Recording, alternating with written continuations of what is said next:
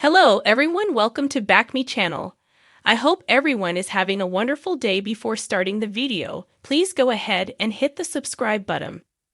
Pennsylvania clue for Felicia Carley's house sale. Nana makes a promise to Willow.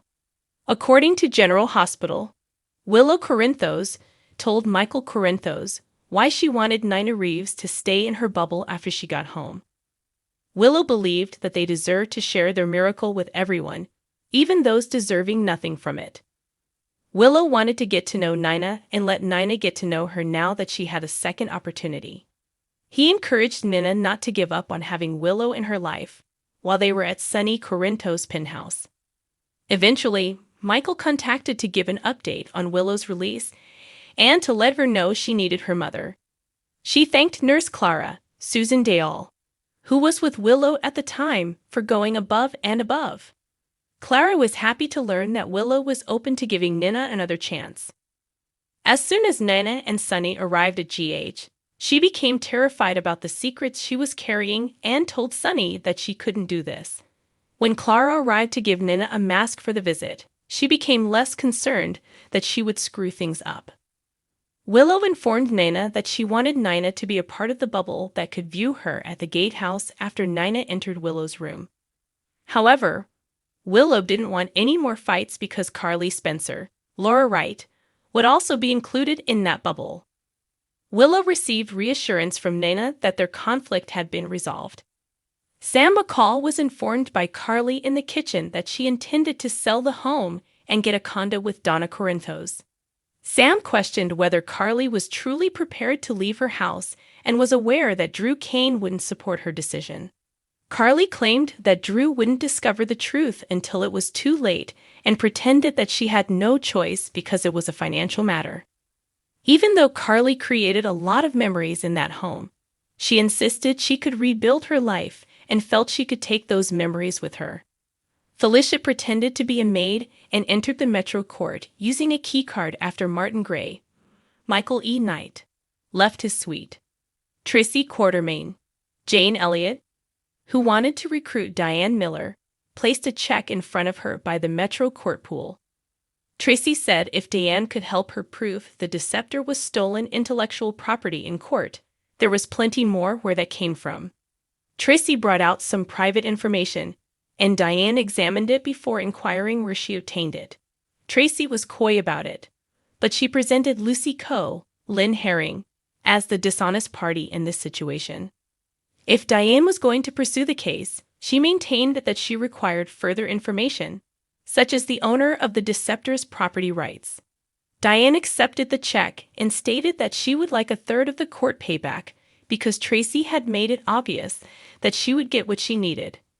Martin was close when Tracy recognized him and approached him to thank him for protecting her when she falsely accused Alexis Davis. Tracy announced that she had a suggestion from Martin after getting confirmation that he and Lucy were still a couple. Max Scorpio, John J. York, had to end his conversation with Kobe Bell, Josh Kelly, and Don Falconeri when Maxie Jones called with a last-minute need for babysitting. Don voiced worry about the plans Cody was hatching with Ken Shriner's Scott Baldwin, and he made a suggestion that Mac might be able to bail him out. Cody reacted angrily to Dante since he didn't have the same connections or family to support him in life. But Dante reminded him that if he could accept Mac as his father, Cody could have a family. She returned with Diane and went to visit Carly at her home, where she learned about the house's intended sale. Carly pretended to have no other options, but Diane made it clear that she thought Carly had underestimated her and expressed optimism about stopping the transaction.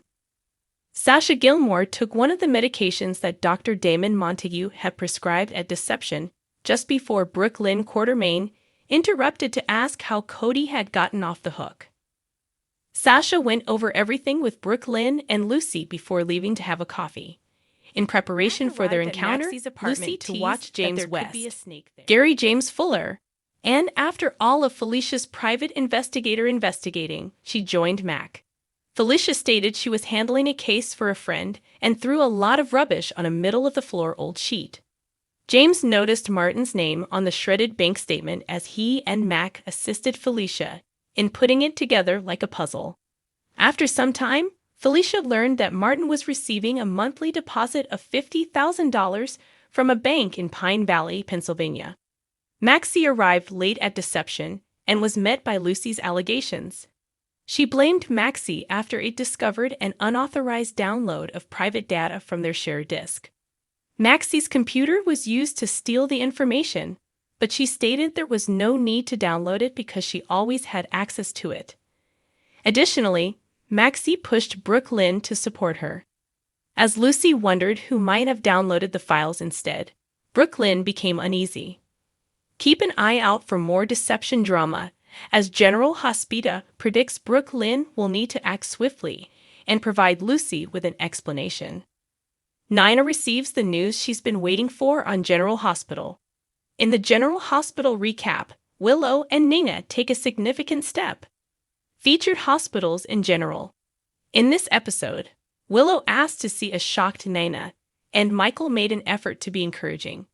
As their nice conversation proceeded, Carly offered Sam a gift. When Lucy asked Diane to represent her, Tracy also began making charges. In Marty's Metro courtroom, Felicia eventually found something that had a connection to a small Pennsylvania town that many of us ought to be familiar with. Let's now delve a little more deeply into the specifics. Nana cries at General Hospital's Weeping Willow. When Willow revealed to Michael that she wanted Nina to be a part of her visiting circle of friends and family, once Nina returned to her home, Michael was taken aback. She said that throughout her time alone, she had given forgiveness a lot of thought. She believed that she should share her miracle both with those who merit it, like Carly, Laura Wright, and others who don't, like Nina. While Carly kept her family away from her for nearly a year, Willow evidently forgot to mention the fact that Nina provided the miracle in the shape of Aunt Liesel while doing so. As a result, Willow essentially never received her miracle. She didn't want to waste any more time in her life feeling this way, but she was willing to attempt to extend some measure of forgiveness and grace. She even expressed her gratitude to her nurse for helping her realize that life wasn't all about her. Although Nina was relieved to believe that Willow would soon return home, she was nonetheless devastated not to be a part of her life. Sonny made an effort to seem upbeat, but it wasn't very effective. He made it clear that Nina had twice given Willow the gift of life, most recently with Liesel's bone marrow. With the news that Willow had been given the all-clear but needed to see Nina before leaving for home, Michael interrupted their conversation. Nina was brought to the hospital by Sonny to visit her daughter, but she changed her mind. She made no effort to mention that some of it was brought on by the knowledge that she was the one who reported Carly and Drew to the SEC. Sonny and Willow's compassionate nurse was able to persuade her to go inside Willow's room so that the mother and daughter could speak. At first, the talk felt awkward, but when Nana inquired about what she could do to assist, Willow replied that she'd appreciate a visit after Nina got home. Nina was shocked to learn that Willow wanted to include her in her problem with the bubble of friends when Willow explained it to her. Willow was clear that she wanted Nina to treat Carly nicely, though. Nina pledged to settle differences. Carly's financial predicament in GH recap. Carly declared she was going to sell her house, but Sam reminded her that it's a home and tried to talk her out of it as the two ex-enemies continued their strange bonding moment. She also feared Drew's reaction to learning the truth would be depressing. How can Carly leave her house behind while Donna is very essential and loves her home? While talking about all the wonderful family memories she had over the years, Carly acknowledged that Sam had some valid points, but she felt she had no choice but to sell, accept the money, and go on. Sam still wished Carly would give this some more thought, but she made the decision that moving would help her develop a new self. However, Diane quickly arrived and had a suggestion on how to give Carly financial support. Fraud at irrelevance. At their earlier meeting at the Metro Court Pool, Tracy, Jane Elliott, gave Diane a check as a retainer for legal counsel.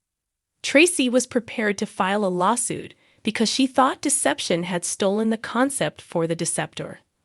Martin, Michael E. Knight, who come to soak up some sun while dressed in a suit, also caught her attention. Diane merely wanted to know how deception had provided her with all of this private information. Tracy declined to respond to it and alleged intellectual theft on the part of the deception women. Diane only asked where deception acquired the intellectual property, but Tracy remained mum. Tracy's check was nevertheless cashed by Diane, who demanded a portion of the profit if the case was successful. Tracy contacted Marty after Diane had left and informed him she had a proposal for him.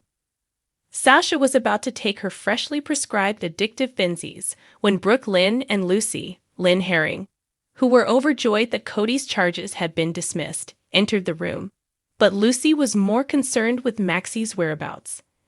Lucy announced they had a snake among them when she eventually arrived. Given that the download originated from Maxie's computer, she even believed Maxie to be that snake. Next, Lucy questioned Brooke Lynn, who was at a loss for words. Martin has been acting strangely lately, so Felicia, Christina Wagner, went into his hotel room while pretending to be a hotel cleaner to find out why.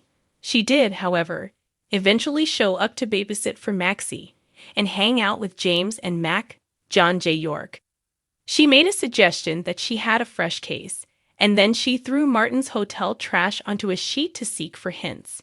Felicia then realized Marty receives a $50,000 deposit each month.